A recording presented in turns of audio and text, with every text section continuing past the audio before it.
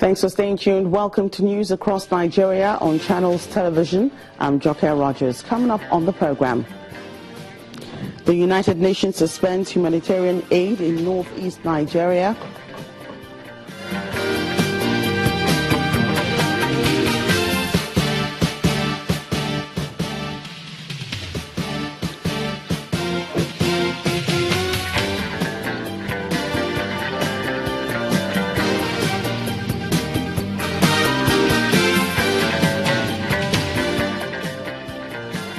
Nigerian customs destroys imported poultry products.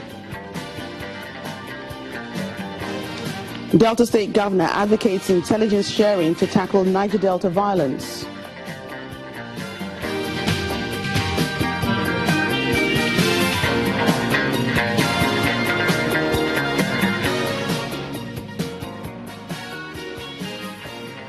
International humanitarian aid has been suspended in northeast Nigeria after militants ambushed the convoy of aid workers working with the UNICEF, UNFPA and IOM. The United Nations says the aid mission to Bama in Borno State, northeast Nigeria, is temporarily suspended until a review of the security situation is complete. The convoy was traveling from Bama to Maiduguri in Borno State, returning from delivering desperately needed humanitarian assistance. A statement from the military also confirms the incidents, saying that troops on humanitarian escort duty were ambushed en route Maiduguri by suspected remnants of Boko Haram terrorists hiding in Meleri village. According to the acting director, Army Public Relations, Colonel Sani Usman, the insurgents were successfully cleared, but 2 soldiers and 3 civilians were injured. The wounded have been evacuated to University of Maiduguri Teaching Hospital, and they are in stable condition. Meanwhile, the Nigerian Army has reiterated its readiness to opt for the stick approach should the ongoing negotiation efforts with the Niger Delta militants fail to yield any positive results. The General Officer commanding 2 Division Nigerian Army, Major General Kasimu Abdul Karim, stated this while speaking with journalists during his visit to the headquarters of the 4 Brigade Nigerian Army, Benin City, the Edo State capital. The General Officer commanding 2 Division of the Nigerian Army, Major General Kasimu Abdul Karim, arrives at the headquarters of 4 Brigade in Benin City.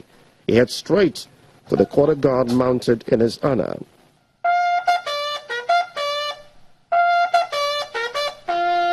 Done with that, the GOC enters into a brief meeting with management staff of the brigade and later emerges to take part in this fitness session.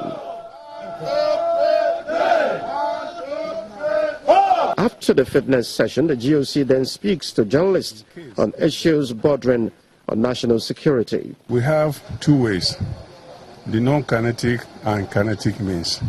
So if the non-kinetic phase, it is our collective responsibility to defend the territorial integrity of our nation. We cannot sit down as military professionals while some people sabotage the national economy. I think that is uncalled for.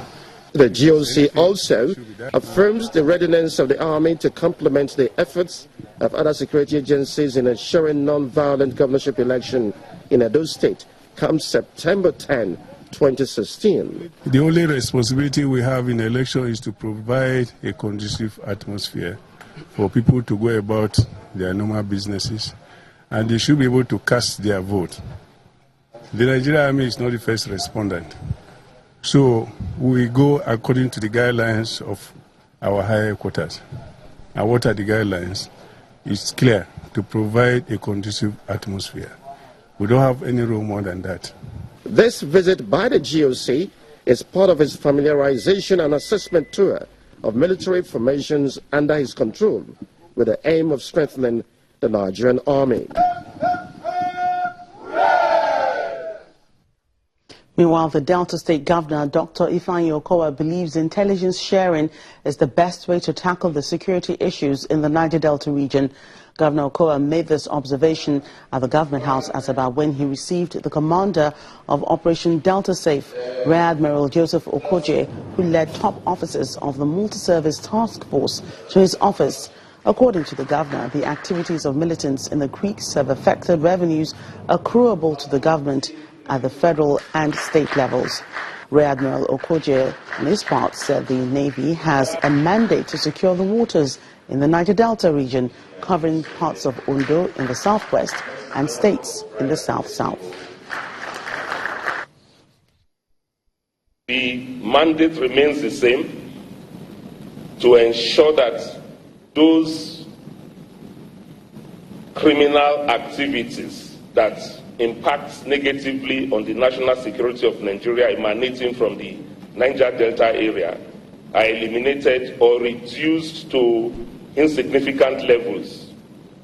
Basically, issues of crude oil theft, pipeline vandalism, kidnappings, piracy, and armed robbery at sea, that's outside piracy, and of course, other land-based crimes. We are expected to ensure that they do not exist, and we have tried our best in the last 1 month to ensure that those crimes are being tackled head-on. The military has done quite a lot, the police force, the Department of State Services, and other agencies. There's been a lot of collaboration. I believe that the best way to actually tackle issues is actually the sharing of intelligence among the various agencies, and progressing from the sharing of intelligence to possible combined operations when the need those arise. So we have dropped to very low levels in terms of our revenue, and it's impacting on us both on the revenue that comes from allocation and even our internally generated revenue. And we're beginning to find it difficult to function. The new Assistant Inspector General of Police, Mr. Abdulmajid Ali, has been given his roadmap for the security of both Lagos and Ogun states, especially in the face of the recent invasion of some communities in Ogun by suspected militants. The AIG says that adequate security will be put in place to ensure Nigerians are safe. Part of my zonal coordination area, I will be a good ambassador of the state, and I will not leave the state to its own. I will continue to support the state. We will continue to fight crime and criminality together. I will not be an armchair AIG, but rather, in my usual style, field work. I'm quite aware of the perennial problem we have now, particularly the hoodlums disturbing us at the water road. I want to assure the people of Ogun State that plans are on the way to flush out those hoodlums that are disturbing us, kidnapping, robbery, and all the other social crises in which they are doing. We will make sure that peace and tranquility return to the state. I will ensure that I coordinate effectively the two states that are under my command.